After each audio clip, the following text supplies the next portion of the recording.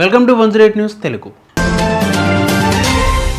వివాదాస్పద వ్యాఖ్యలతో వార్తల్లో నిలుస్తూ ఉంటారు టాలీవుడ్ యువ నిర్మాత ఎస్కేఎన్. జర్నలిస్ట్గా కెరీర్ ప్రారంభించిన ఆయన అంచెలంచెలుగా ఎదుగుతూ టాలీవుడ్లోని ప్రముఖ నిర్మాతల్లో ఒకరిగా నిలిచారు. ఈ రోజుల్లో భలే భలే మగాడవై సినిమాకు ఎగ్జిక్యూటివ్ ప్రొడ్యూసర్గా, మహానుభావుడు, ప్రతిరోజు పండగే పక్క కమర్షియల్ సినిమాకు కో ప్రొడ్యూసర్గా వ్యవహరించారు SKN. Mass movie makers production house బ్యానర్పై రొమాన్స్, మంచి రోజులు వచ్చాయి, 3 రోజెస్, బేబీ సినిమాలు నిర్మించారు. బేబీ సినిమా భారీ బ్లాక్ బస్టర్ కావడంతో ఇండస్ట్రీలో ఆయన పేరు మారుమోగిపోయింది. తక్కువ బడ్జెట్తో తెరకెక్కించిన ఈ సినిమా భారీ లాభాలను తెచ్చిపెట్టింది. తక్కువ బడ్జెట్లోనే మంచి సినిమాలు తీస్తాడన్న పేరు తెచ్చుకున్న ఎస్కేఎన్ వేదికలపై మైక్ అందుకుంటే పూనకం వచ్చినట్లు ఊగిపోతారు.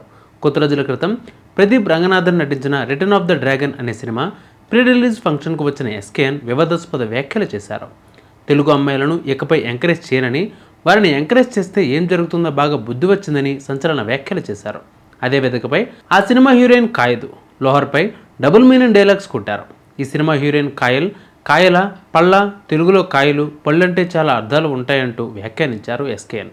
ఈ వ్యాఖ్యలు వివాదాస్పదం కాగా నెటిజన్లు ట్రోలింగ్కి దిగారు. హీరోయిన్ రేఖా బోస్ ఘాటుగా స్పందించారు. ఎస్కేఎన్ మాటలు చూస్తుంటే టాలీవుడ్లో తెలుగు అమ్మాయిలపై అనధికార నిషేధంలో ఉన్నాయని మండిపడ్డారు. ఎంటా బయట విమర్శల నేపథ్యంలో ఎస్కేఎన్ స్పందించారు. టాలీవుడ్లో తెలుగు అమ్మాయిలను ప్రోత్సహించే వారిలో తాను కూడా ఒకరని చెప్పారు. తాను సంస్థ నుంచి దాదాపు 12 మంది హీరోయిన్స్ను ఎంట్రీ ఇచ్చారని, దాదాపు 25 మందిని ఇండస్ట్రీకి పరిచయం చేయాలన్నది తన టార్గెట్ అని చెప్పారు.